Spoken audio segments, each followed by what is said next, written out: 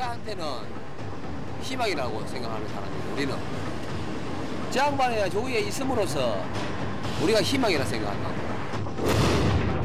대규모 정리해고 문제를 6개월 이상 총파업과 직장 개소 등으로 갈등을 빚어온 한진중공업 노사가 오늘 노사 협상을 타결했습니다. 그 오전에 파업 철회를 선언했습니다.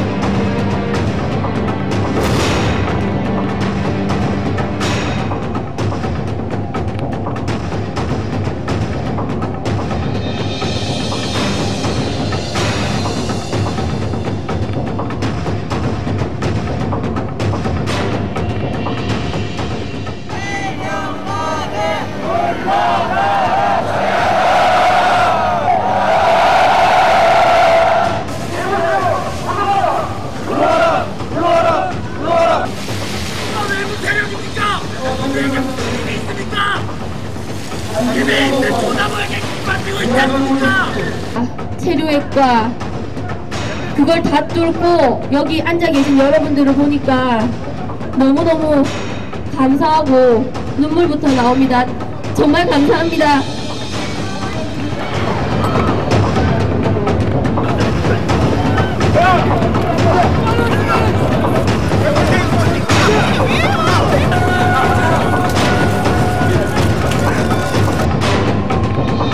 우리가 여성들 다 패고 그게 니네가 하는 경찰이야!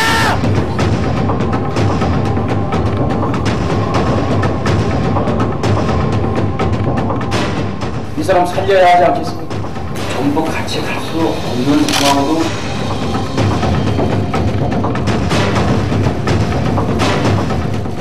사람이 죽어갑니다. 제발 이제 그만 얘기가 좀 멈춥시다. 그만 좀 멈춥시다. 얼마나 더 죽여야 됩니까? 이제 그만 좀 멈춥시다. 제발.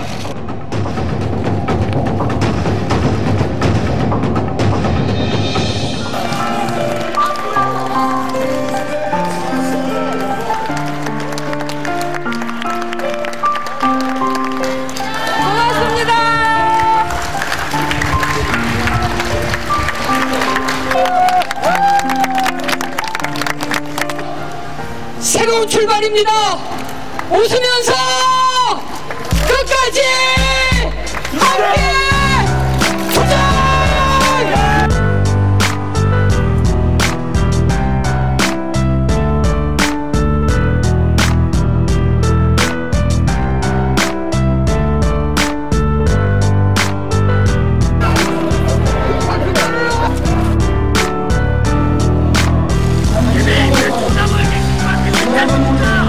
이제 그만 좀 멈춥시다. 제발.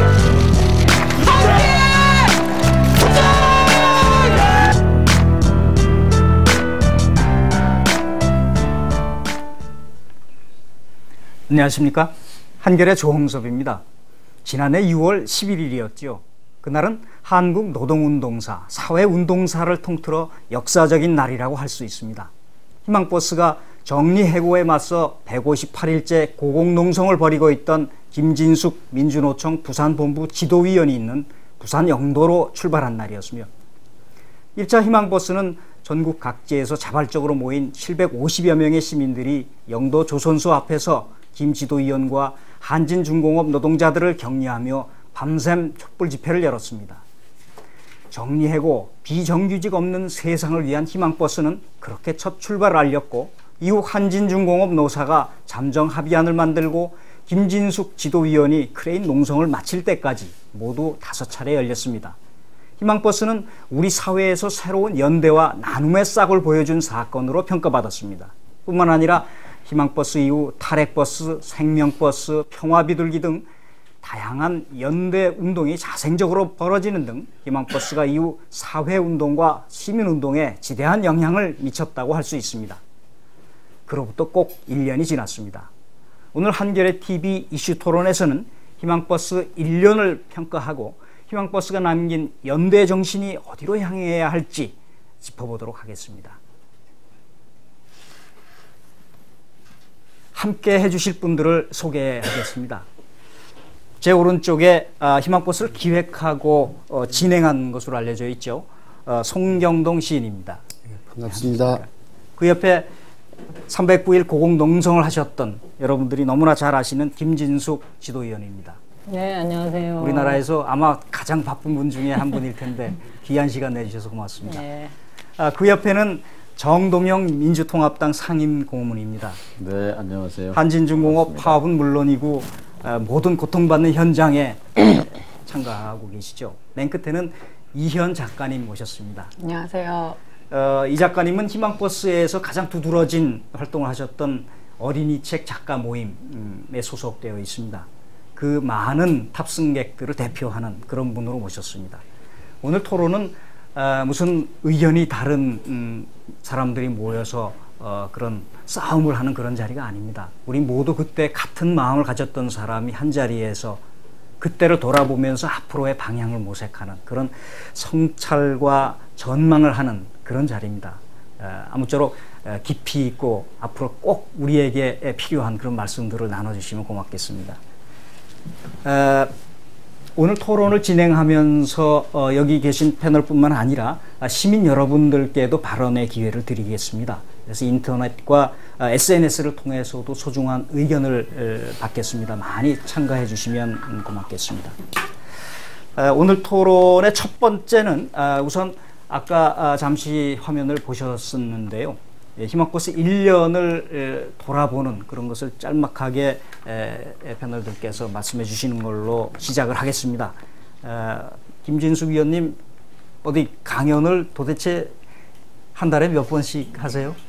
지금 뭐 엄청 바쁜데요. 그러니까 희망버스를 타고 오셨던 수많은 분들께서 사실은 못 만나고 가셨었잖아요. 아예 이제 봉쇄되고 뭐 연행되고 이러면서 못 만나고 가셔서 저도 물론 이제 그분들에 대한 그리움들이 크고 그분들도 또 저에 대한 애틋함들이 크고 이래서 이렇게 만나고자 하시는 분들이 많아요, 전국에서. 그래서 뭐 하루에 어떤 때는 2군데, 3군데, 오늘도 강원도를 갔다가 이제 지금 여기로 오는 길입니다. 네. 네.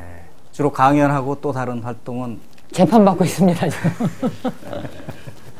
그 재판을 받는데 참 답답한 게, 그러니까 제가 이제 정리해고를 반대해서 크레인에 올라가서 309일을 살았던 사람인데 재판이 정상적이라면 이 정리해고가 옳았는지 그리고 합당했는지 뭐 부당했는지 이걸 따지는 게 저는 재판이라고 생각을 하는데 주거 침입이거든요, 지금 제가 걸려 있는 게. 그래서 그 크레인이 주거 시설이냐 아니냐 그 주방이 있냐 화장실이 있냐, 그래서 그게 이제 없다는 건 판단이 되니까. 직접 만드셨잖아요. 그러고 나서는 이제 기둥이 있냐 없냐 그래서 기둥은 없다 우리는. 그랬더니 그 다리, 크레인 다리가 4개가 있고 이제 저쪽 변호사는 그게 이제, 검사는 이제 그게 기둥이다 이렇게 주장을 하면서 지금 싸우고 있으니까 참 이게 재판이 무슨 코미디도 아니고 하여튼 하면서도 우습습니다. 그래. 송경동 씨는 그때 구속도 되시고 굉장히 고생을 많이 하셨죠. 지금 다리는 아직도 지팡이를 짚고 계시던데. 예. 뭐 작년에 딱 이맘때였던 것 같습니다. 옆에 계시는 김진숙 선생님 올라가 계실 때 2차 희망의 버스를 제안하고는 사실 뭐 잡혀갈 것 같다는 걱정도 있었지만 집에서 편하게 못 다니겠더라고요. 그래서 짐을 싸들고 나와서 그 후에 한 8개월 만에 집에 들어갔었던 것 같습니다. 하고 뭐 나와서는 사실은 제 꿈이 이제 목발 기룽전자 비정규 투쟁 당시 이제 다리를 다쳐서 그때 제가 2차 희망버스 때까지도 목발을 짚고 내려갔었는데요. 그래서 빨리 목발을 떼고 구두를 신고 구두를 좀 닦아보는 게 소원이었습니다. 그래서 어찌됐든 이번에 나와서 구두는 몇 번을 그게 한이 맺혀서 닦아봤고요. 아직 직립보행은 못 오고 있는데요. 조만간 직립보행 해볼 수 있을 것 같습니다. 사실 나와서는 어디 먼 곳으로 여행이라도 한번 다녀왔으면 좋겠다 그런 마음이었거든요. 근데 중간에 저희 쌍용자동차에서 22분 두 번째 노동자 가족 희생자 나오는 날부터 어쩌다 보니 다시 쩔룩거리면서 나와서 대한문 분향소 쫓아다니고 있습니다. 요 근래는 그래서 다시 집을 나왔습니다.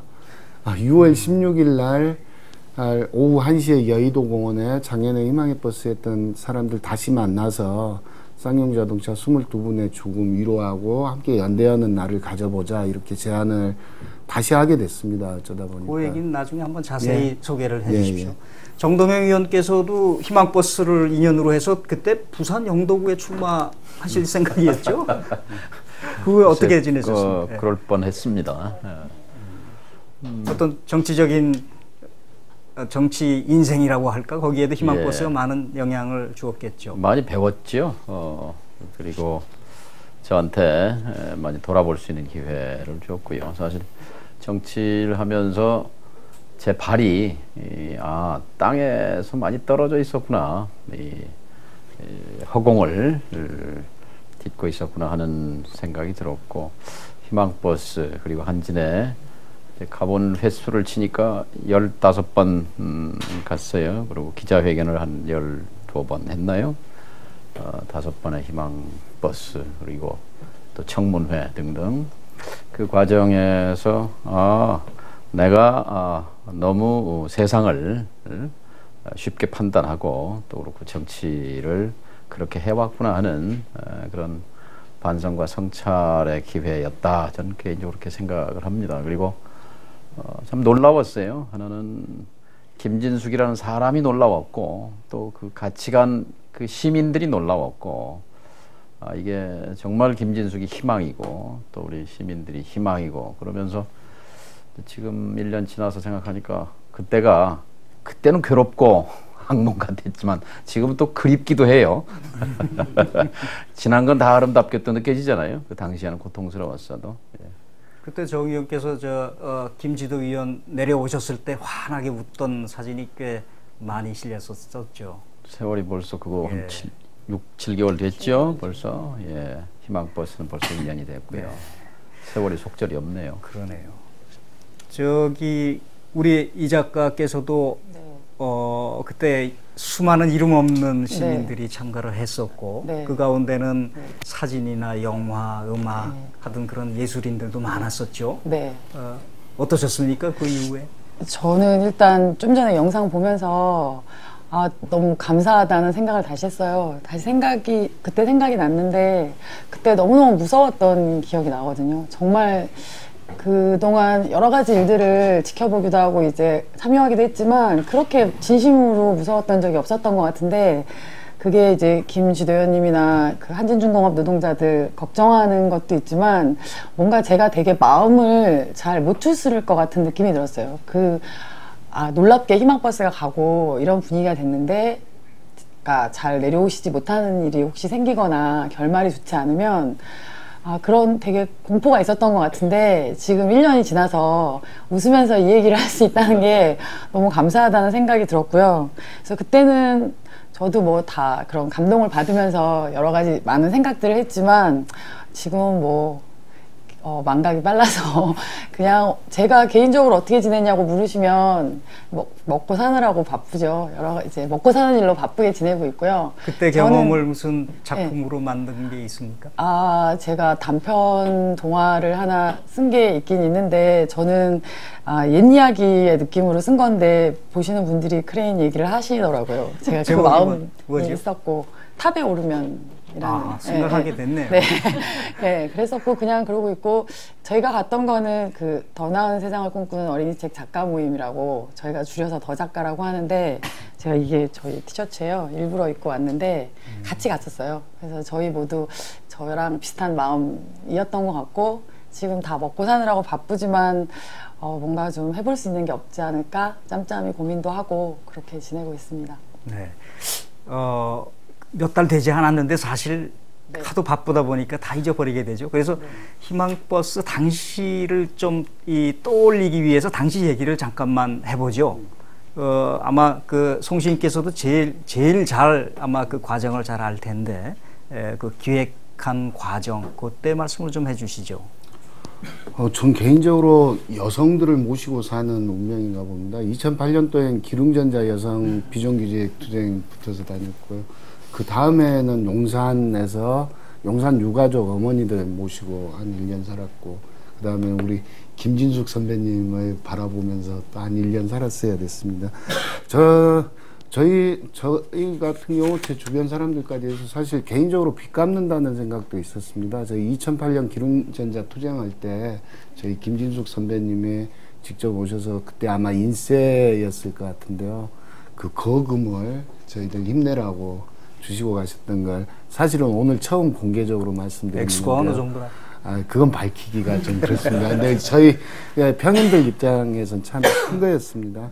그런 마음이었고 늘 그런데 함께 해주셨던 선배님이셨고요. 그래서 지켜야 된다 생각했고 그 당시 서울에는 사실은 쌍용자동차 15번째 희생자가 나온 상황이었습니다. 그래서 이런 정예고 문제에 대한 공분이 굉장히 컸고요. 그 당시 서울 시내 반려공조 코리아 그리고 재능교육 1600일 된 재능교육 그리고 또 1600일이 넘은 콜트콜테 이런 분들이 서울 시내에서 다 문화재, 추모제를 하고 있었어요. 그래서 저희들은 자주 거의 매일 만나다시피 했거든요. 그때 사실은 희망버스의 첫 기획은 그 동지들과 함께 했습니다. 그래서 가장 어렵게 힘들게 고립돼서 싸우는 우리 김진숙 선배에게 우리가 아래로부터라도 고통받는 사람들은 그런 마음을 알지 않냐, 외로울 거다, 우리 연대 가자 했고 그 후에 그런 마음을 용산참사 대책이 그리고 비정규직 없는 세상 만들기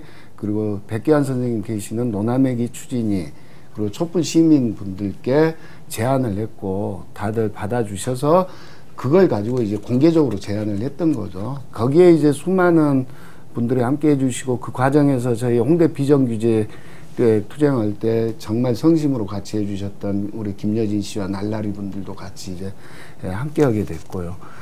그리고 아마 2차 가면선 트위터 뭐 이런 SNS의 힘도 많이 받았던 것 같습니다. 1차 다녀오고 나서부터 폭발적으로 이 관심과 연대들이 늘어났던 것 같습니다. 그때 10배 이상 2차 때 참가자가 늘었었죠? 예, 모두가 불가능한 일이라고 얘기를 했었죠. 운동을 하는 사람들이 오히려 했는데 수많은 곳에서 우리 사회에 그렇게 건강한 사람들이 많다는 걸 보여준 것 같습니다.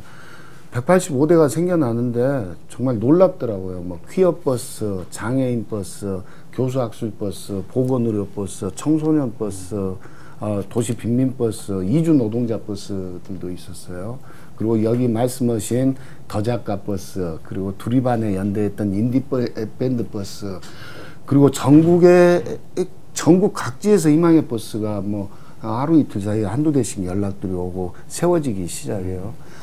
아마 그런 게 지난 10수년 사실 자행되었던 신자유주의 구조조정, 그래서 한 900만 명이 비정규직이 되는 이 엄혹한 현실, 그리고 그 과정에서 쌍용자동차 15분의 희생자들을 보면서 생겼던 안타까움, 거기에 이제 김진숙 선배님이 보셨던 목숨을 건 헌신과 투쟁, 이게 저희 모두를 이렇게 끌어주셨던 것 같습니다. 그런데 궁금한 게 사실 결과적으로 보면 희망버스란 말 자체가 그리 특별할 것도 없어 보이는데 만일 그때 한진중공업 노동자들의 정리해고를 저지하기 위한 뭐 버스 이렇게 붙였다면 별로 인기가 없었을 것 같아요. 그 장명을 누구 하셨어요?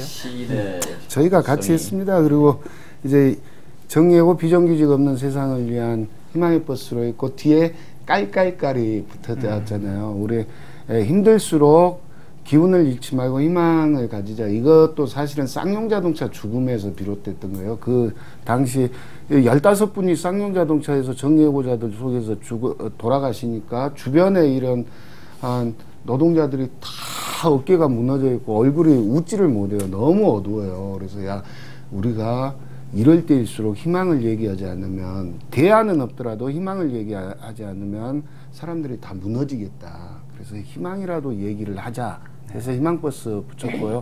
비행기나 기차를 하지 않은 건 사실 버스가 좀 쌉니다. 그래서 버스로 했고요. 그 김진숙 지도위원께서야 뭐 수많은 그 상념들이 스칠 텐데 그 6월 11일 전후에서 특별히 기억 남는 게 뭐가 있습니까? 그러니까 사실 뭐 그때까지도 제가 이제 150일이 넘었는데도 뭐 교섭이 되거나 뭐 상황이 진전되거나 이런 기미가 전혀 없었어요.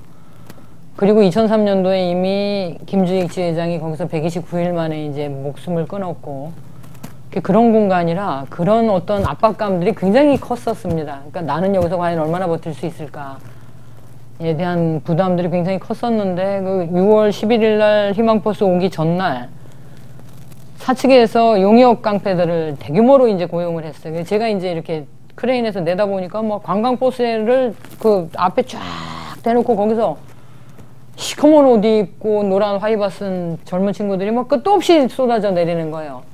그래서 이 친구들이 특수선문부터 해서 그 조합원들이 이제 용역 깡패들이 온다 그러니까 이제 지키고 있었죠. 그래서 거기를 짓밟고 조합원들을 두드려 패고 소화기로 뿌리고 소화기로 때리고, 그래서 이제 제가 있는 데서는 특수선하고 정문은 안 보여요. 근데 이제 이미 거기가 다 무너졌다. 그리고 이제 마지막에 동문으로 오는데 동문은 보이거든요. 제가 있는 곳에서. 그 조합원들이 이제 다 무너지고 마지막에 이제 동문으로 이렇게 가는데 그날 비가 왔거든요. 그래서 이제 비옷들을 이렇게 입고 그 뒷모습이 너무너무 마음이 아픈 거예요. 그러니까 이제 이미 다 깨지고 마지막 남은 문을 사수하러 가는데 그 사람들이 무슨 얼마나 마음이 참담했겠습니까? 그러니까 그게 이제 뒷모습이 그대로 다 보이더라고요. 그래 이제 막 그 소화기 막 뿌리고 막 소리 지르고 방패로 내려치고 이러는 걸 다 보면서 이제 위에서 아 도대체 이런 상황에서는 어떻게 해야 되는지 막 무너지더라고요. 막 그 용역들이 들어와서 점거하고, 그리고 조합원들이 다시 이제 크레인 모틀 이렇게 지나가는데 다 다리 절고 부축하고 이러면서 이제 지나가는 거예요. 그래서 그때 사실 뭐 희망버스가 온다 그러는데도 저는 사실은 잘 몰랐거든요. 희망버스가 누가 오는지도 몰랐고, 그 이제 트위터를 통해서 이렇게 이제 알고 있던 상황이었는데 그 희망버스가 온다는 거예요. 그래서 이제 그게 정말 마지막 희망이었었어요. 근데 예, 전혀 몰랐던 상황에서 그동안에 노동자들이 지원 와서 시위하고 했을 때 그런 생각을 갖고 계셨을 거 아니에요? 그러니까 노동자들이 오면 되게 구호 외치고 같이 이제 투쟁하다가 밤 12시 되면 이제 다 가고 이렇게 하잖아요. 그럼 더 일찍 그 시위대가 대우가 무너질 거라고 짐작하진 않았어요, 혹시? 왜냐하면 이 사람들은 투쟁 전문가들이 아닌데. 그렇죠. 그런 마음도 있었고, 그냥 워낙 다급한 상황이고 절박한 상황이어서 누구라도 좀 와줬으면 좋겠다라는 마음들이 우선은 컸고, 그래서 그때 이제 버스를 부산역에 대놓고 사람들이 걸어왔거든요. 그래서 이제 보니까 그 촛불이 이렇게 넘실넘실 이렇게 이제 그때는 이미 해가 져서 밤이었으니까 이렇게 넘실넘실 이렇게 오는 게 보이는 거예요. 그래서 크레인 이쪽으로 담아래 오는 거 보니까 뭐 애기들도 오고 가족 단위로 오고, 앞에 이제 뭐 백기환 선생님이나 문교현 신부님이나 뭐 이런 박창수 열사 아버님이나 이렇게 어른들 쓰시고, 그러면서 이제 뭔가 이렇게 막 마음이 뭉클한, 그러니까 그동안에 민주노총이나 금속노조 집회를 몇 차례 하긴 했었지만 그때 보는 거하고는 또 다른 이런 느낌이었었어요. 그래서 그분들이 또 뭐 이렇게 담을 넘어 오셨더랬잖아요. 용역들이 다 점거를 하고 있었으니까. 저도 몰랐거든요. 깜짝 놀랐거든요. 담 넘어오는 거 보고. 그건 뭐 상상도 할 수 없었던 전술이었으니까. 그래서 담을 넘어서 이렇게 이제 넘어오시는 걸 보고 와 정말 대단한 사람들이다라는 생각들을 했었죠. 그래서 오히려 이제 뭐 저 같은 선수들 같으면 야 이거 담 넘어가면 벌금 나올 텐데 이제 이런 생각을 먼저 할 것 같은데, 그런 생각 전혀 없이 이제 저를 만나겠다는 일념으로 오셨던 분들이니까 그런 용기들이 가능했던 것 같아요. 네. 그 뭐 이 얘기는 아무리 길게 들어도 점점 더 얼마나 보태서 제가 예. 말씀드리면 그때 새벽 3시쯤 됐어요. 새벽 3시 반. 제가 종종 얘기합니다만 전 정치를 하니까 연설을 많이 듣잖아요. 제가 뭐 노무현 대통령 연설, 명연설도 듣고 김대중 대통령의 그 연설도 듣고 뭐 많이 다 들어봤지만 지금까지 평생 들어본 연설 중에는 김진숙 연설이 최고였어요. 6월 11일 그날 희망버스 가고 새벽 3시 반 저 고공에서 새벽 3시 반이니까 세상은 다 괴괴하게 잠들어 있고, 근데 담 넘어온 그 수백 명의 우리 시민들과 젊은이들은 이제 그 크레인 아래 도로에 이렇게 연주해 있고, 근데 저 하늘에서 이제 카랑카랑한 여성의 목소리가 들려오는 거예요. 살다가 보니 이런 날이 오기는 오는군요. 첫 대목이 그렇게 시작하죠. 삶과 죽음의 경계를 헤매고 있을 때 천수보살의 손으로 저를 받쳐주신 여러분 한마디 한마디가 정말 그걸 들으면서 밑에서 다들 이렇게 눈물을 줄줄 흘리고 하던 그 장면이 저는 굉장히 그 장면이 지금도 아주 생생하게 잊혀지지 않습니다. 정 의원이 이 말씀을 지금 하셨으니까 사실 이 희망버스는 이 정치인들에게는 상당히 위기였지 않습니까? 그건 정치가 제대로 그 문제를 해결하지 그렇죠. 못했기 때문에 시민들이 자발적으로 일어선 건데요. 그때 이제 정 의원께서 혼자 정치인 체면을 살려주신 셈인데 정치인으로서 느꼈던 점은 어떻습니까? 여러분들이 같이 해주셨는데요. 근데 역시 이제 말씀처럼 정치가 이제 고장나 있는 거죠. 그러니까 뭐 방방곡곡에 문제 없는 곳이 없지만 그러나 이제 곳곳에서 비명과 아우성이 들리잖아요. 그래서 이제 뭐 농성도 하고 시위도 하고 그 상징적인 데가 이제 85호 크레인이었고 한데 그러면 그 같은 그 아우성이 있고 고통이 있는 곳에 사실은 정치가 있어야 되는 거거든요. 정치가 갈등 해결 능력이지 않습니까? 근데 있어야 할 정치의 역할이 없으니까 그게 당연히 불신으로 이어지는 거죠. 불신이니까 그 다음에는 이제 무관심 그리고 뭐 그놈이나 이놈이나 똑같다 이렇게 되는 거고 이게 다시 또 위기의 악순환으로 이어지는 거고요. 근데 이제 정치와 한진 정치와 우리 김진숙 의원과 관련해서는 참 좋은 하나의 그 성공 사례를 만들어냈다고 할까요? 아 정치가 기능을 하면 그래도 좀 기여할 수 있구나 하는 그러니까 국회가 아마 그 재벌 그 총수를 불러내서 청문회 한 게 10몇 년 만일 겁니다. 한보 청문회 이후에 한 10몇 수년 만에 그리고 이제 8월 18일 날 청문회를 하고 이제 그래도 해결이 안 됐잖아요. 양보를 안 하고. 그래서 두 번째 이제 국정감사 청문회는 안 나올 줄 알았어요. 하도 이제 그 당했기 때문에 두 번째는 안 나올 줄 알았는데 나오더라고요. 그래서 그때 아유 이거 이제 안 될 모양이다. 정말 그 재벌 총수로서는 그 견디기 어려운 뭐 그런 그렇죠. 저 청문회인데 두 번째 나왔단 말이에요. 근데 이제 더는 또 불러낼 방법이 없잖아요. 두 번까지 나왔는데 그날 10월 7일인가 국정감사 끝나는 날인데 이제 저녁에 이제 그 식당 국회 식당에서 이제 밥을 둘러 앉아서 먹는데 거기에 여당도 있고 야당도 있고 뭐 저 노동부 장관도 있고 이제 다 있었어요. 제가 푸념하듯이 자 대한민국에 지금 입법부, 행정부의 책임자가 다 있고 여기 노사가 다 있고 이렇게 모여서도 문제를 풀지 못하면 도대체 정치라는 건 왜 있냐? 도대체 국가라는 건 왜 있느냐? 이러면서 이거 저 밥 먹을 일이 아니라 장관이고 저 여야 간사고 위원장하고 그 조회장하고 그 마지막 담판을 좀 한번 해봅시다. 그래야 정치가 있다는 걸 국민들한테 보여줄 수 있지 않겠소? 이제 결국 그 자리가 만들어졌어요. 그래서 이제 권고안이라는 게 아마 이게 최근에 그 노사 문제 관련해서 국회가 그런 좀 뭐 창의적 노력이라고 할까 긍정적 역할을 한 것은 그때가 아마 처음이었던 것 같은데요. 최종 타결안이 거의 비슷했었죠. 그렇죠. 이제 권고안하고 뭐 그것이 조금. 네, 물론 이제 당시에 그 여당 대표가 홍준표 대표였는데 조선소 노동자의 아들이어서 제가 그렇게 설득했어요. 만나서. 당신이 조선소 노동자의 아들인데 이 문제를 해결해야 당신들한테 여권에도 부담이 있다. 그리고 당시 이제 여당 그 간사나 원내대표 이런 분들이 적극적으로 좀 이 문제를 풀었으면 하는 자세를 가졌기 때문에 청문회도 만들어지고 또 권고안에도 좀 협조를 해서 고맙게 생각합니다. 어쨌든 앞으로 그런 비명과 아우성이 있는 곳에 그 문제 해결 능력을 보여주는 것이 정치다. 그렇게 생각합니다. 네. 마지막으로 그 이현 작가님께 같은 질문을 던져보죠. 어떻게 해서 그 희망버스에 참여하게 되셨는지. 예, 제가 이 대본에서 질문을 보고 첫 번째 든 생각이 그러게 이런 생각이 들더라고요. 그러게 어떻게 된 일이었을까.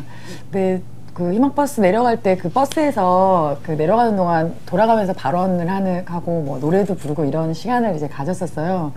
근데 그때도 이제 여러 가지 말씀을 하셨고 저희들끼리도 얘기를 했는데 그냥 뭐랄까 다들 나름의 마음으로 갔던 면이 있는 것 같아요. 그러니까 뭐랄까 나의 희망을 찾고 싶은 그런 마음들 같은 거요. 제가 어저께 이제 어느 중학교에 가서 아이들을 만나고 왔는데 애들한테 얘들아 어른들이 뭐라 그래 요즘 세상이 먹고 살기가 좋대 많이 그래요. 입을 모아서 취직이 된다 그래 안 된다 그래 안 된다 그래요. 그리고 뭐 이런저런 이야기들을 걔네들도 다 알거든요.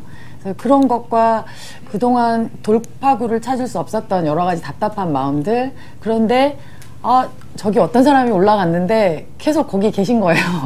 그러면서 또 거기에 가는 1차 희망버스가 있었고 그래서 뭔가 내 마음에 어디에 있는지 알 수 없는 그런 걸 찾아서 갔던 것 같고요.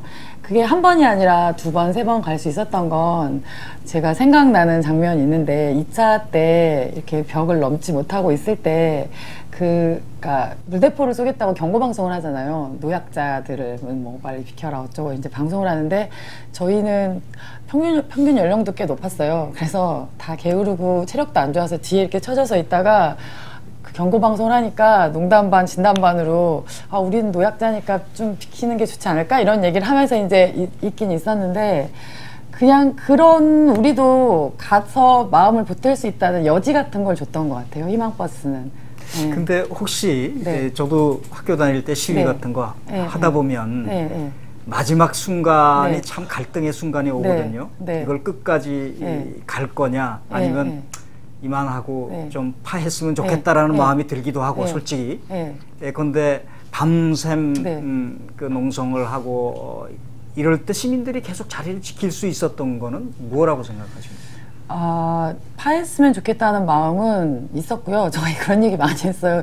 여기 좀 빨리 좀 쟤네 좀 비키라고 그래. 이렇게 하고 힘도 들고 뭐 이런 얘기도 하고 그랬는데 그러니까 그런 강박 같은 거 있잖아요. 그러니까 결의가 대단한 결의가 없고 밤새 막 이렇게 분노와 결의를 불사를 수 있는 그런 마음이 없지만 졸다가 깨다가 하면서도 여기에 내가 있는 것이 소중한 시간이고 저기에 있는 누군가에게 힘이 될 수 있을 거라는 그런 믿음 같은 걸 줬던 게 있었던 것 같아요. 그래서 뭐랄까 돌아설 수 없는 것도 있고 돌아서고 싶지 않은 마음도 있고 그래서 그 시간에 같이 있으면서 나도 만나고 김진숙 지도위원도 만나고 내 옆에 있는 사람도 만날 수 있는 좀 굉장히 특별한 시간이었어요. 우리 같은 경우는 이제 연대를 한다 자신의 권리를 찾는다 이런 거는 뭐 엄청난 결단을 요구하는 그 집회를 한번 간다 하더라도 물대포 맞을 거, 추루액 맞을 거, 연행당할 거 이거를 다 계산하고 가야 되는 거예요.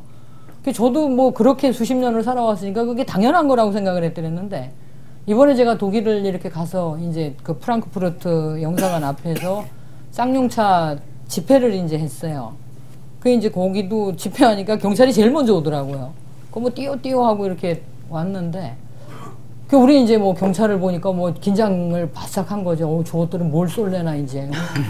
체류액이 먼저 날라올 건가, 물대포가 먼저 날라올 건가 이제 이러고 이제 있는데 경찰이 와서 묻는 게 뭐가 불편하십니까? 이래 묻는 거예요. 그게 너무너무 당황스럽더라고. 그래서 너들이 불편합니다. 그랬더니 이 사람들이 하는 말이 그래 당신들을 이 시위를 반대하는 사람들도 있을 수 있고 우리는 당신들을 보호해야 될 임무가 있는 사람이라 불편해도 비킬 수는 없다 이렇게 얘기를 하더니 옆으로 이렇게 물러나더라고요. 우리가 시위가 끝날 때까지 지켜보고 있다가 끝나고 나니까 서로 안녕하고 이제 이렇게 헤어지는 걸 보면서 전 정말 난생 처음의 경험이었거든요. 그게 경찰하고 이렇게 할 수도 있구나. 빠이빠이하고 헤어질 수도 있는. 그래서 전 그게 본연의 임무다. 그러니까 그냥 모이기만 하면 집회를 신고한 것도 전부 연행하고 뭐 쌍차 같은 경우 대한문 분향소 신고된 장소에도 그 와가 몇 번씩 지금 침탈을 하고 뭐 모금통까지 들고 가고 뭐 이건 경찰의 본연의 임무가 아니라고 생각해. 그러니까 우리나라는 언제부턴지 이게 진압이 목표가 돼버리는 보호가 아니라 그래서 거기서 수많은 문제들이 발생을 한다고 오히려 갈등을 유발시키는 그래서 좀 그렇게 하면 안 된다고 생각해요. 그래서 희망버스가 하여튼 그런 데서 굉장히 큰 피해를 봤었죠. 예. 용기 있는 분들이 나섰다가. 지금 말씀이 벌써 이제 그 다음 저희가 토론하고자 했던 것으로 이제 이어지고 있는데요. 그 희망버스의 의미가 뭐냐? 도대체 우리가 1년 지나서 희망버스에서 무슨 의미를 찾을 수 있겠느냐 하는 건 좀 평가를 해보고 싶은데요. 사실 그동안에 보면 학계에서도 이런 시도를 했고 운동단체 안에서도 시민단체 안에서도 나름대로 이제 평가를 시도하고 했었는데요. 어떻습니까? 그 열기가 사실은 작년 6월부터 한 연말까지 굉장히 높았고 그 다음에 김지도 의원 내려오신 다음부터는 또 이제 찬바람이 불기 시작하고 별로 이제 이렇게 열기가 이제 안 살아나는 그런 이제 상황이 계속됐는데 그럴수록 이제 다시 한번 평가를 해보고 거기서 우리가 되살려야 될 것이 무엇인지 알아보는 게 중요할 것 같은데요. 어느 분이 먼저 한번 평가 송시인 한번 시작하실래요? 예. 가장 큰 건 이제 한국 사회의 문제가 무엇인가를 질문하는 버스였습니다. 사실은 한진중공업과 김진숙 선배 그런 투쟁도 있었지만 사실은 질문의 버스였습니다. 한국 사회는 지금 어느 위치에 어떤 상태로 있는가 그런 지점에서 보면 작년 초까지 이제 주로 우리 사회 담론으로 그나마 진보적인 담론으로 얘기됐던 건 복지 담론 정도였거든요. 워낙 신자유주의 구조조정이 강하게 진행되고 그래서 900만 비정규직 사회가 되다 보니까 사회적 불만이 엄청나잖아요. 그러니 최소한의 사회복지가 이제 필요하다. 이 정도가 논의됐던 거죠. 그런 부분에 대해서는 사실 기존 정치권에 대해서 굉장히 많은 비판과 철퇴가 전 필요하다고 생각하는데요. 그런 데서 사실은 한진과 희망버스 투쟁을 거치면서 일터 내에서의 분배의 문제, 기본적 분배의 문제가 얘기가 됐던 거잖아요. 그래서 노동 문제, 일터 내에서의 민주주의 문제, 이 부분이 중심 의제로 섰던 게 희망버스의 가장 큰 나름의 성과였다고 생각합니다. 그러니 총선으로 가면서는 다들 어떤 정치권도 뭐 박근혜 씨 같은 사람도 나서서 비정규직 없는 세상 이제 해보겠다. 모두가 노동 공약을 다 내놓기 시작하거든요. 이제 그런 거에 희망버스를 함께 했던 그 수많은 시민들의 어떤 힘이 있었다고 생각하고요. 사실 노동운동 내부로 보자면 이런 죄송하지만 뭐 정동영 의원님도 계시지만 97년 신자유주의 구조조정 이후로부터 수백만 명의 사람들이 사실은 안정적인 일터에서 정리해고 당하고 900만 명이 비정규직으로 내몰렸거든요. 그러면서 단 한 번도 노동자 민중은 승리의 경험을 가질 수가 없었어요. 왜냐하면 법도 저편 이제 공권력 있죠. 뭐 이데올로기 기구들을 다 가지고 있죠. 그래서 단 한 군데서도 이겨보지 못하고 다 짓밟혔거든요. 근데 10여 년 만에 처음으로 노동자들이 그 수많은 사람들의 연대를 통해서 작은 승리지만 그 승리를 이겨냈다는 이 승리의 경험을 갖게 된 게 굉장히 소중한 거라고 생각하고요. 지역을 좀 다녀봤더니 지역분들이 지역 내에서도 이런 사회연대가 안 된대요. 사회가 이러다 보니까. 근데 희망의 버스가 뜨면서 지역 내에서 자연스럽게 그 버스를 함께 만들자, 타보자 하면서 지역 내에 이런 어떤 사회적 연대운동들이 생겨나는 것. 그리고 정리해고 문제, 비정규직화 문제, 우리 사회에서 지금도 이건 어쩔 수 없는 시대의 대세다. 뭐 이런 잘못된 이데올로기를 사실은 자본과 정부들이 쭉 퍼뜨려 온 거잖아요. 여기에 대해서 국민들이, 시민들이, 노동자들이 앞장서서 파열구를 낸 거죠. 십수년 전만 해도 이런 비정규직 세상 아니었거든요. 대부분 고용은 보장됐던 사회입니다. 근데 이제 그 부분에서 이제 정리하고 비정규직 없는 세상은 가능하고 우리가 이런 사회적 연대를 통해서 만들어 볼 수도 있겠구나. 이런 자신감들을 갖게 해준 것. 이게 이제 희망버스의 큰 성과였고요. 아까 사실은 전 정동영 의원께는 정말 감사하고 정말 그래요. 그런 진정성으로 그런 삶의 현장에 함께 해주시는 정치인들이 많으셔야죠. 근데 지금도 사실 많지 않습니다. 가끔 쌍용자동차 분향소도 보면 인사하러 한번 들리시는 것들이시지 진짜 진정성을 가지고 그런 국민의 문제, 노동자들의 문제에 결합 안 하시거든요. 그래서 작년에 사실은 저는 국회 청문회나 국정감사 보고 결과적으로 좋은 일종의 승리를 가졌지만 아쉬움과 사실은 이런 것도 있었어요. 뭐냐면 여당이 왜 나섰겠습니까? 박근혜 씨가 왜 나섰고 이명박 대통령이 왜 나서서 처음엔 희망버스를 회방버스다, 빨갱이 버스다라고 공격하다가 3차 가면서부터 조중동 논조부터 바뀌어요. 희망버스도 문제가 있지만 조남원은 무책임하고 이런 기업인이다 하면서 논조들이 실제 바뀌거든요. 그때부터 저희들은 이겼다라는 생각은 했습니다, 기본적으로. 그렇지만 이제 여당이 사실 정동영 의원의 노력이 있었지만 여당이 안 받아주면 그거 국정조사 못 가거든요. 조남은 어디 숨어 있는지 아무도 몰랐습니다. 여당에서 잡아서 끌어내와서 대국민 사과시키고 이래 끌어낸 거잖아요. 사실은 작년에 희망의 버스는 김진숙 선배의 이런 헌신과 희생, 한진 노동자들의 그런 동료의 이런 거에 힘입어서 전반적인 정의예고와 비정규직화가 만연한 사회 구조에 대한 이런 사회적 항쟁으로 갔어야 된다고 보고 갈 수 있었다고 봅니다. 사실은 여당도 그런 걸 아는 거죠. 4월 총선 앞두고 있고 이런 사회운동 놔뒀다간 87년 6월처럼 터져버리면 이거 어떻게 할 거냐. 그런 판단들을 저는 했다고 보고요. 그러면서 이제 양보와 그런 걸 했던 거라고 이제 전 평가를 좀 합니다. 좀 격하게 제가 얘기했는데 이런 어떤 사회적 평가들이 좀 필요한 건 아닌가 희망버스에 대해서는. 아마 이 희망버스에 대해서 집중적으로 검토한 곳이 이 노동운동계가 아닐까 싶은데요. 김진숙 지도위원께서 그걸 어떻게 보십니까? 노동운동계에서 이 문제를 심도 있게 논의했습니까? 글쎄, 오히려 민주노총 같은 경우는 주변부로 좀 밀려났던, 그래서 1차 때 이제 뭐 민주노총 위원장이나 금속노조 위원장이 참여를 안 했었잖아요. 그러면서 이제 뭐 엄청난 비난이 쏟아졌었죠. 아니, 팔순에 백기환 선생님도 가셔서 담을 넘는데 뭐 조직의 위원장들이 뭐 하는 거냐, 이제 이런 얘기들이 많이 나오고. 근데 사실 희망버스를 탔던 분들 중에 민주노총 조합원들이 많았었어요. 근데 그게 이제 어떤 깃발 아래 모였던 게 아니라 개별적으로 자기 돈 내고 참여했던, 그러니까 이전에 이제 집회에 참여했던 방식하고는 달랐던 거죠. 사람은 같은 사람이라 하더라도. 노동운동 내에서는 희망버스가 잘 납득이 안 되는 거예요, 저부터도. 예. 그러니까 우리는 뭐 이렇게 뭐 어디서 지침 내려오고 공문 내려오고. 사실 지금 민주노총도 그렇거든요. 그러니까 뭐 당장 뭐 어디 쌍차 침탈당했다, 뭐 농성장에 공권력 침탈한다 이러는데 갑시다 이러면은 공문 보내주세요 이런다고.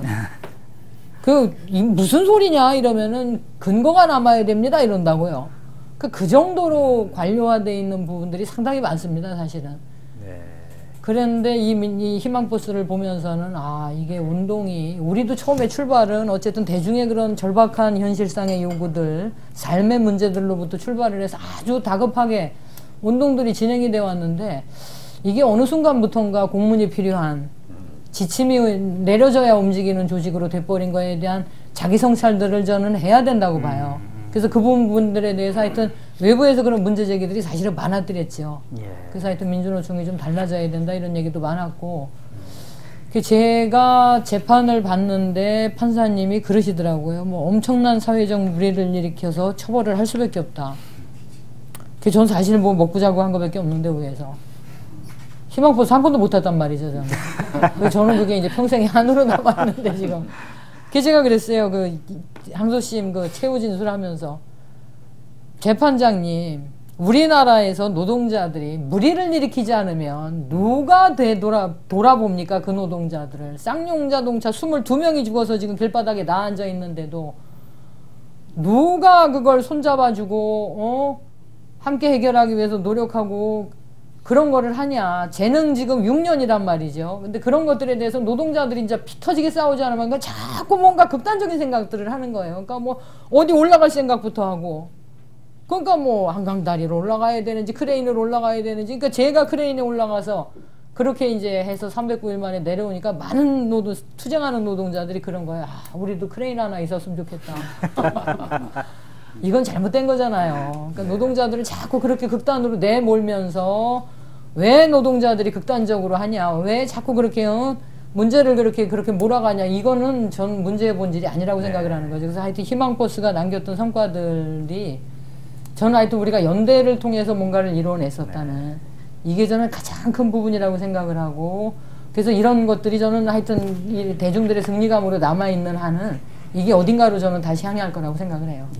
정 의원께서 그 하나 저 측면은 어떻습니까? 이 희망버스가 우리나라에서 최근에 어떤 사회적인 행동주의, 사회 참여 이런 것들이 이제 촛불 이후에 다시 한번 확인된, 그러니까 촛불이 우연히 나온 게 아니라 그 이후에 다시 또 이제 직접적인 사회 참여, 조직이 아니라 개인 차원에서 그런 게 이제 보여진 건데, 정치적으로도 의미가 있겠어요? 그게 어떤 뭐 SNS나 이런 걸 또 영향을 끼쳤겠지만, 그 정치적으로는 어떻게 보십니까? 정치인들도 굉장히 민감하게 보시겠죠?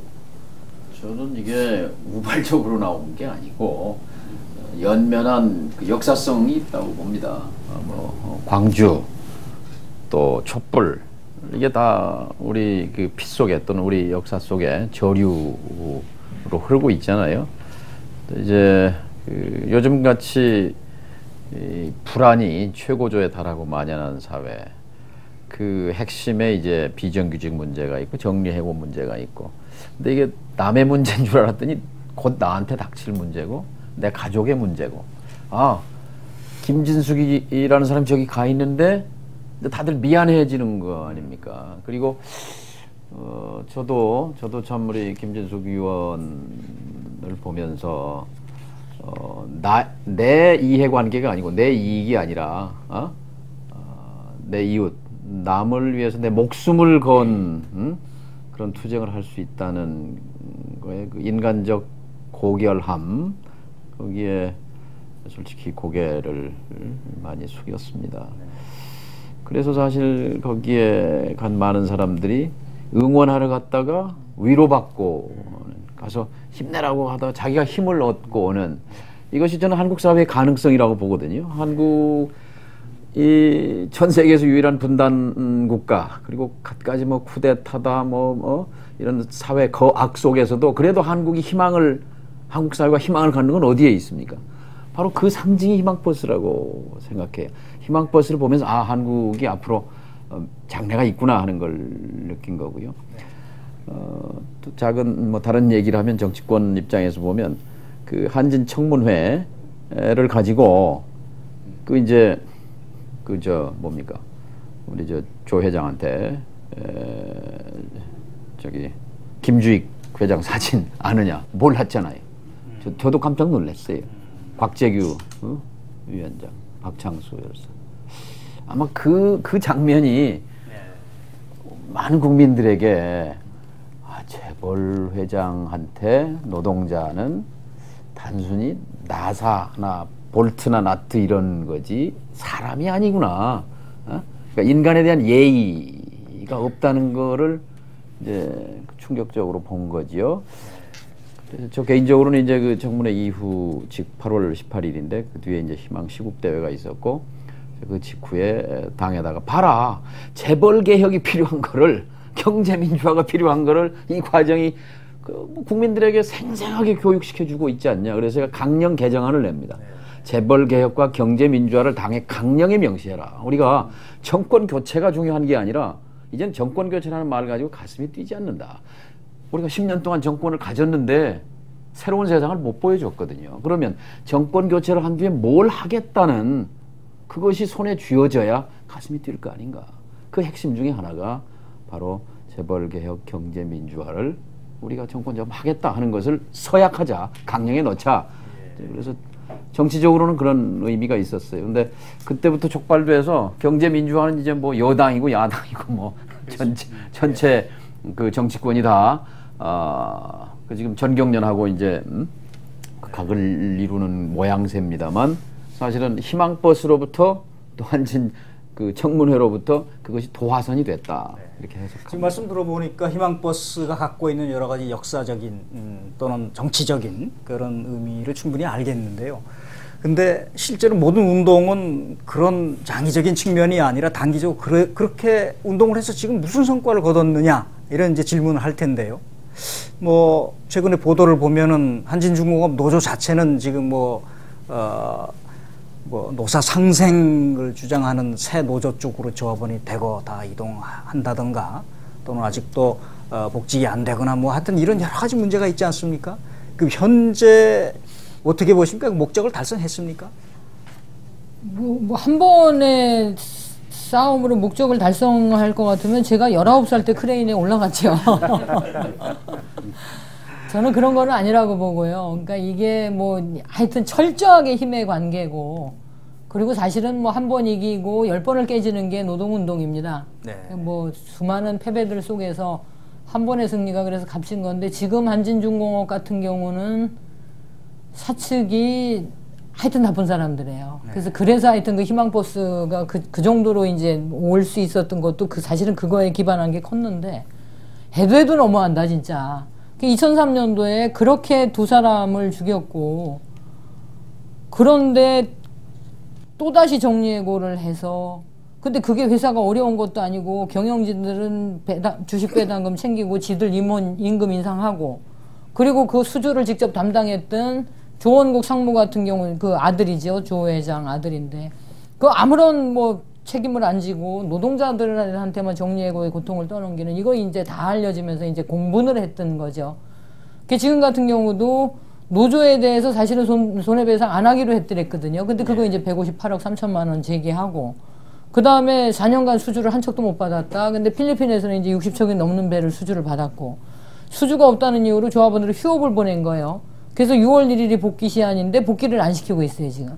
그런 약속을 안 지키고 단협을 해지했고.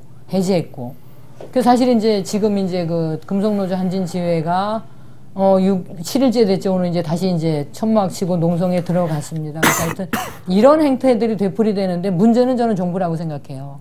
그 쌍용차 같은 경우도 1년 후에 복귀시키기로 했던 무급휴직자들에 대해서 아무도 복귀 안 시키고 지금 뭐 신규 채용하고 있다 그러고, 이런 것들에 대해서 정부가 왜 약속을 지키지 않냐라고 해야 되거든요. 그래야 이게 사회의 어떤 약속이 지켜지는 거고, 단협이 힘을 가지는 거고, 노동자들이 뭔가 이게 이 사회에서 이런 존재가 인정받는 건데, 그런 걸 다 어기고 아무도 그걸 제지하지 않으니까 벼랑 끝에 내몰린 노동자들이 뭐 어떤 수단을 선택하겠어요. 그러니까 한진 같은 경우 2003년도에 그 김주익 지회장에 밥을 129일 동안 해줬던 분이 계세요. 네. 그분이 자기가 밥을 해서 올렸던 사람이 죽었단 말이에요, 크레인에서. 그리고 아주 심한 우울증을 앓았습니다. 그래서 거의 이제 뭐 그러고 나서 해고당한 거예요, 이 사람이. 그리고 나서 지금 이제 뭐 우리 투쟁할 때는 또 오셨더랬어요. 그래서 저한테도 이제 밥도 올려주시고 이랬더랬는데, 또 사측이 저렇게 하는 거 보면서 또 절망하고 이제 정신과 치료를 지금 받고 계시고.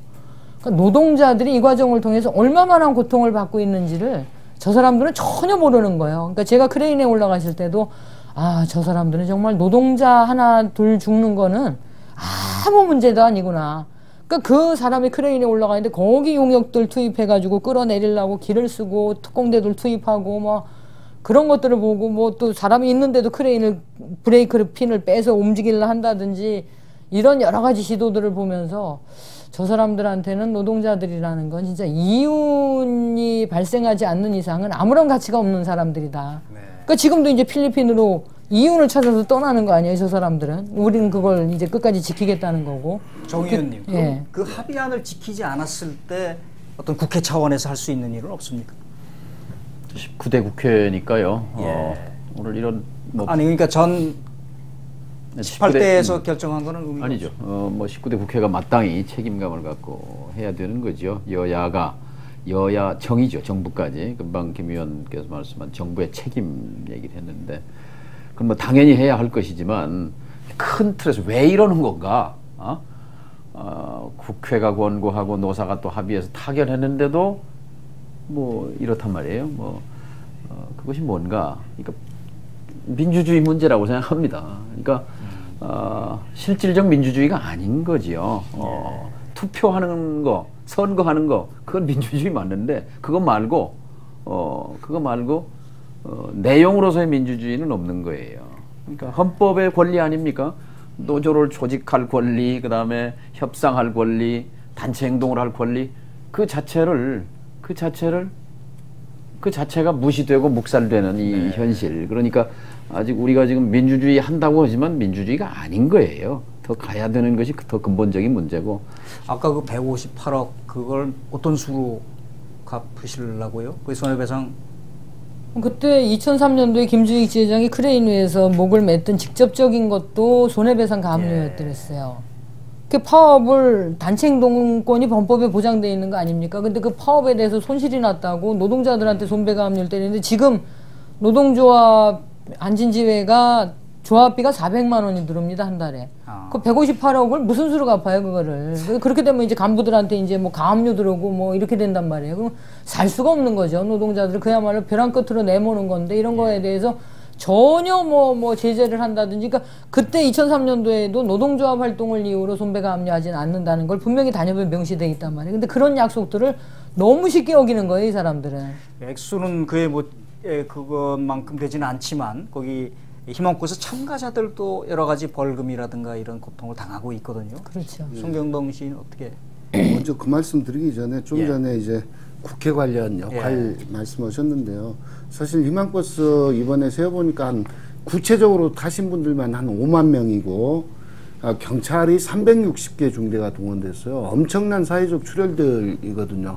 그렇게 해서 한진 문제 하나 해결했고 그만큼 나서니까 국회도 그나마 나서서 한진 문제의 어떤 자기 역할을 좀 했습니다.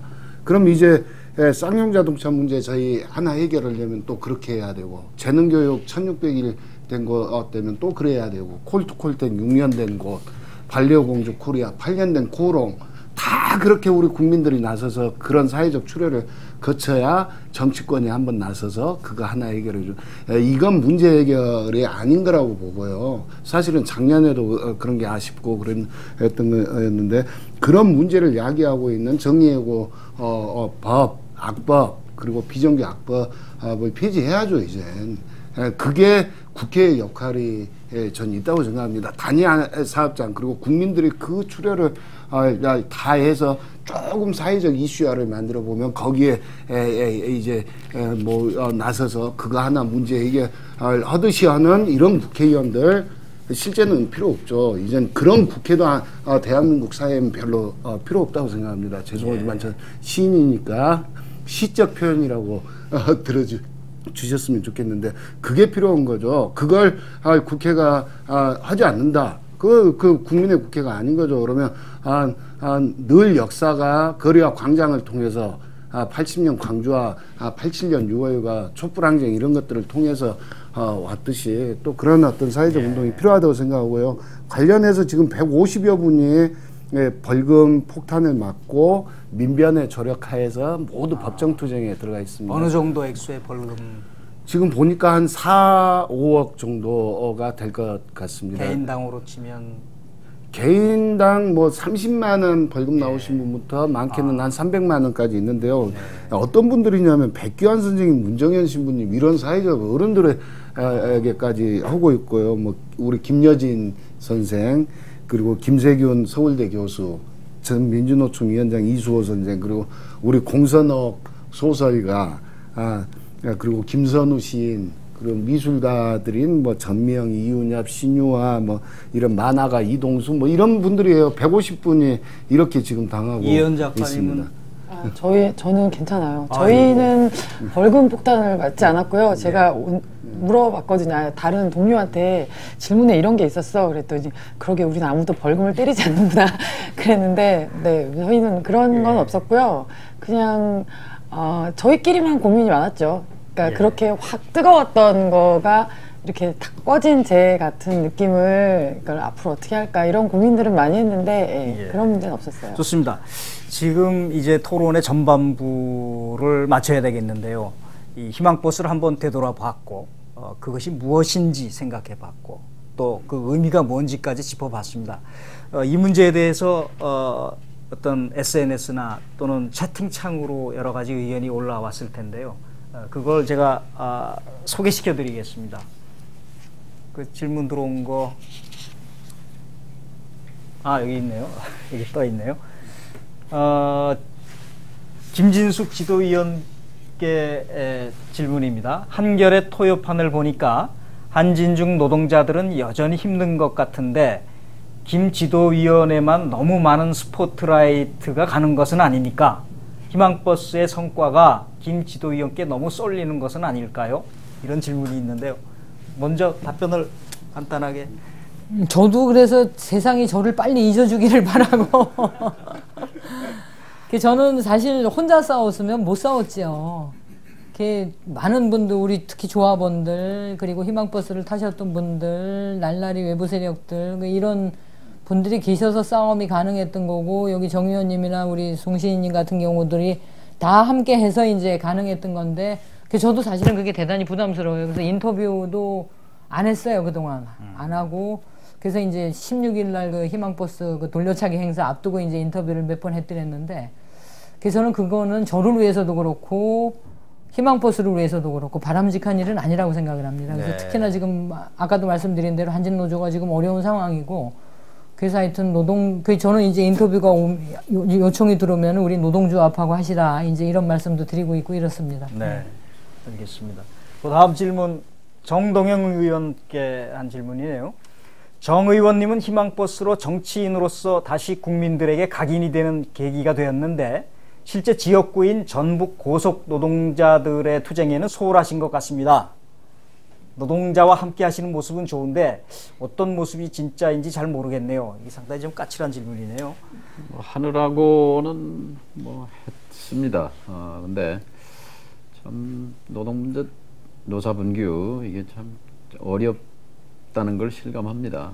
전북 버스는 시내버스 5개사가 있고 이제 시외버스가 있는데, 시내버스 문제는 그래도 몇 달 만에 어떻게 해서 이제 문규현 신부님도 도와주시고 또 자치단체장하고 노력해서 타결했어요. 다시 요즘 이제 또 불거졌습니다만, 이제 시외버스 1개사 문제는 정치권이 할 수 있는 수단은 다 소진을 했어요. 국감의 증인으로 불러내서 따지기도 하고 고발도 하고 근데 이제 저희가 여당 같았으면 예를 들어서 거기에 그 불법이라든지 비리라든지 이런 부분을 좀 이제 근본적으로 좀 들춰내고 파내고 이렇게 되면 아마 사측이 이렇게 일방적인 횡포는 부리지 못할 텐데 막무가내로 하게 되니까 무슨 방법이 없는 거예요. 방법이. 그래서 제가 나름대로 제 지역구였기 때문에 어떻게든 그 성과를 만들어 보려고 안간힘을 썼습니다만 역부족이었던 것을 좀 더 많은 관심을 가져주십시오. 네. 그 다음 질문 보겠습니다. 송경동 시인께 질문입니다. 희망버스가 연대와 나눔을 확산시킨 것은 좋은데 한진중공업 문제도 그렇고 쌍용차 문제도 그렇고 희망버스나 사회적 연대가 완전히 승리한 적은 없다. 이유가 뭐라고 생각하세요? 사회적 연대도 중요하지만 결국 노동자의 문제는 노동자 스스로 노동운동 진영이 해결해야 하는 것은 아닌가요? 이렇게 물었네요. 질문을.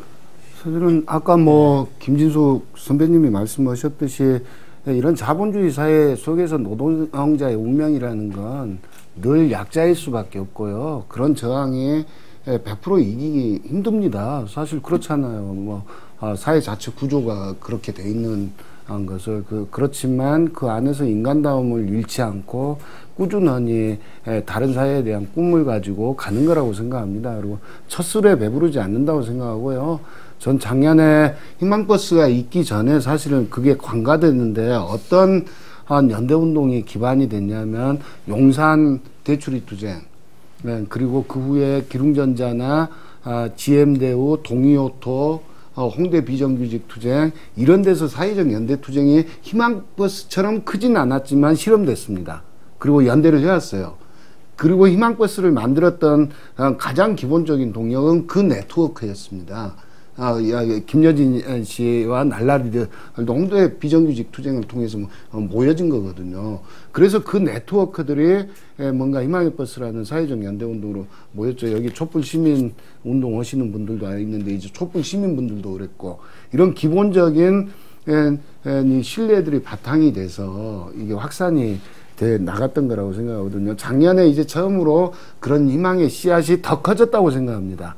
그런 작은 해방구 같은 공연들이 좀 더 커져서 희망의 버스라는 어떤 하나의 이걸 만들었는데 이게 더 커나가야죠. 근데 뭐 바로 안 된다고 생각합니다. 어떤 분들은 저 이제 빵에서 나오고 나니까 희망버스 그 뒤로 뭐 다 없어진 것 아니야. 근데 전혀 아니고요. 그런 네트워크들이나 이 경험들이 다시 올해 이제 6월 16일 희망과 연대의 날로 부족하겠지만 또 모이고 다시 그 속에서의 어떤 신뢰와 힘을 가지고 더 나아갈 거라고 생각합니다. 그리고 두 번째 질문은 저건 사실은 이제 민주노총에 대한 질문. 그리고 왜 민주노총이 해야 되는 일을 희망의 버스가 다 하냐. 어떤 땐 희망의 버스가 투쟁을 왜 주받았냐 뭐 이런 농담도 받고 그랬는데요. 그런 마음 없고 저는 그래서 사실 희망버스 하면서 아까도 김지도께서 말씀하셨지만 가장 힘든 것 중에 하나는 이 잘못된 정부와 공권력과 자본과 싸우는 것 이상으로 내부와 싸우는 게 내부를 극복하고 넘어서고 연대하는 게 가장 힘든 일 중에 또 하나였습니다. 근데 그때 제가 했던 얘기는 뭐였냐면 자꾸 80만 민주노총 언제부터 우리가 80만 민주노총이냐 처음에 1000만 노동자 단결이었거든요. 지금은 1700만입니다. 민주노조 운동이라는 건 1700만을 상정하고 해야 된다. 그랬을 때는 저기에서 말씀하셨듯이 노동 문제는 노동조합만이 그것도 민주노총만이 해결하고 책임져야 되는 게 아닌 거죠. 이런 어떤 좀 관점의 변화들이 좀 있어야 되지 않는가 아마 충분히 답변이 됐을 거로 생각이 듭니다. 이걸로 전반부 토론을 마치고 이제 후반부로 들어가는데요. 거기 넘어가기에 앞서 가지고 이현 작가께서 아까 그 티셔츠를 아주 이쁜 걸 입고 네. 나오셨는데 그게 지금 네. 병아리인가요? 빨간색이요. 이름은 없고요. 예. 이걸 저희가 농담 삼아 붙인 이름이 있긴 있는데 요즘 한국 사회 분위기에서 그 단어가 굉장히 위험한 단어가 다시 되어 있더라고요. 이 색깔을 통해서 연상되는 어떤 이름이 있어요. 있는데 종북병아리? 아니요, 빨갱이라고 저희는 불렀어요. 네, 저희 더 작가 모임의 회원이신 그 오승민 화가가 그려서 저희가 이제 상징처럼 사용하고 있는. 그렇군요. 그 김지도 의원도 상당히 강정입니다. 네. 강정. 강정에 살자. 예. 네. 아주 이쁜 티셔츠네. 네. 이 머플러는 늘 하고 희망버스 늘 거의 늘 하고 다닙니다. 그런 거죠. 마스코트처럼. 자, 그럼 후반부 토론은 이제 희망버스는 어디로 가야 하느냐 이런 주제입니다.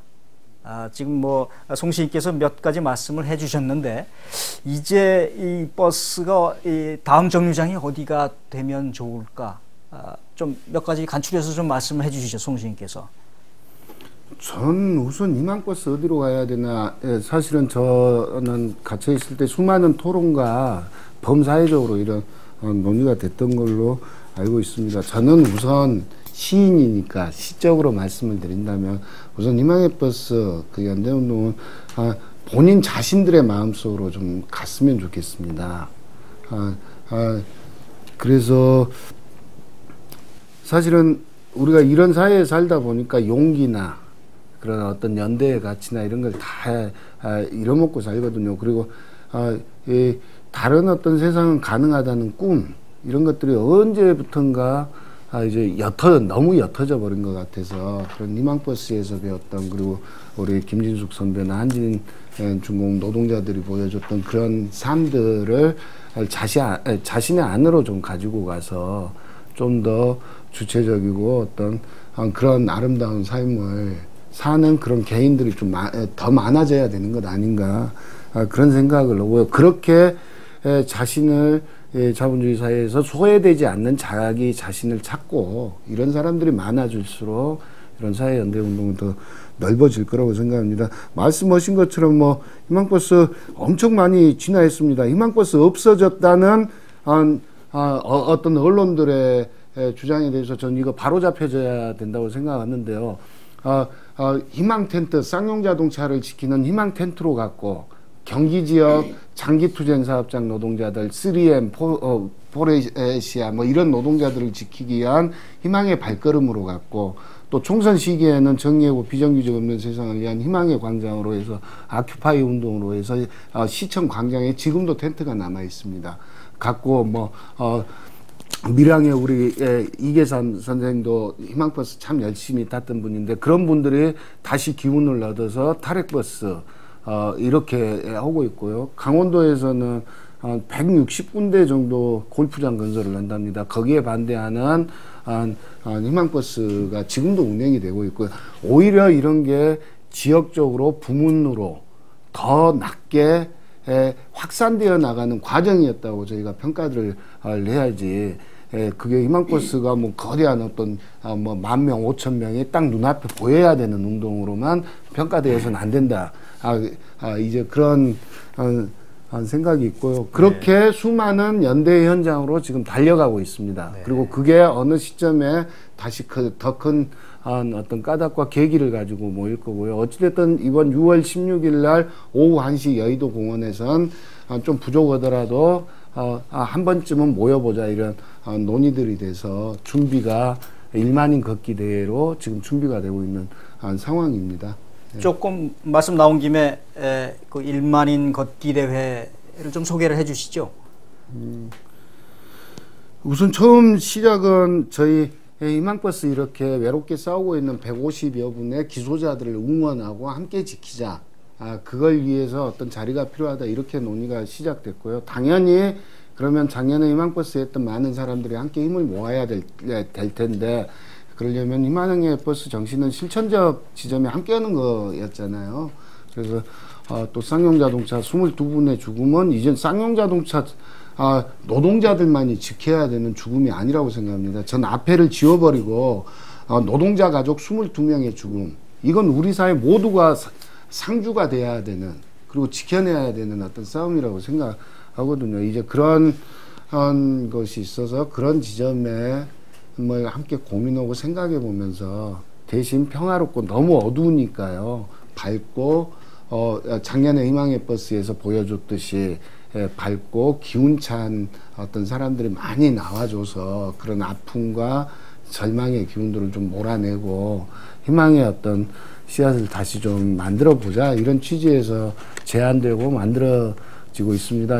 언론노조가 희망 캠핑장 꾸려놓고 있는 여의도 공원에서 1시에 모여서요, 대한문 분향소까지 아주 평화로운, 이 세상에서 전 세계적으로도 다시 없을 아름다운 행진, 아름다운 걷기대회, 아름다운 사람들의 그런 연대의 걸음을 좀 함께 해봤으면 좋겠다는 생각을 하고 있습니다. 잘 알겠습니다. 그 김진숙 지도위원도 이 희망버스의 미래에 대해서 한 말씀 하시죠. 글쎄요, 지금 뭐 워낙 고통받는 곳들이 많아서 노동자들도 뭐 우리 풍산, 그 다음에 재능 같은 경우는 지금 6년이고, 뭐 전북고속도 지금 600일이 다 되고 있고, 전주대 노동자들도 단식 농성하고 있고, 뭐 강정마을 뭐 일일이 열거하기도 힘든 뭐 MBC도 그렇고, 그래서 많은 고통들이 있지만, 저 같은 경우는 사실 그 희망버스 간진으로 이렇게 올 때 좋기도 하지만, 기다리기도 했지만, 사실은 또 많은 분들한테 죄송하기도 했었어요. 그리고 사실은 또 많은 분들이 왜 한진으로만 가냐, 우리도 절박하다, 이런 말씀들을 많이 했더랬는데, 사실은 제일 미안했던 게 쌍용차 동지들한테 제일 미안했었습니다. 그러니까 더 고통받고 있었고 더 절박했었는데도 불구하고 소금꽃 천리길 이래가지고 평택에서부터 부산까지 걸어오고, 그리고 사실 뭐 그 희망버스에 계속 이제 결합해서 희망버스를 만들어내는데 중심적인 역할을 했던 게 또 쌍용차 동지들이었고, 그래서 저 같은 경우는 지금 그 쌍용차 같은 경우는 사회적 약속을 지키지 않는 부분에 대한 문제들, 그리고 이미 생산이 회복돼서 신규 채용을 하는 문제들, 그리고 무엇보다도 중요한 거는 사람이 22명이나 그것도 절망 속에서 그 최소한도의 약속이 지켜지는 모습만 보이면 전 이분들이 어쨌든 삶의 끈을 놓치지 않을 거라고 생각을 해요. 근데 그것조차가 다 이제 좀 이 끊어져 버리는 이런 것들에 대해서 우리라도 그 끈이 되어줘야 되겠다라는 생각이 저는 너무나 절박하게 있어서, 그래서 이번 토요일 날 16일 날 같은 경우도 많은 분들이 좀 참여를 하셨으면 좋겠어요. 네. 정 의원께서는 이제 희망버스가 안 가도 가는 세상이 됐으면 좋겠어요.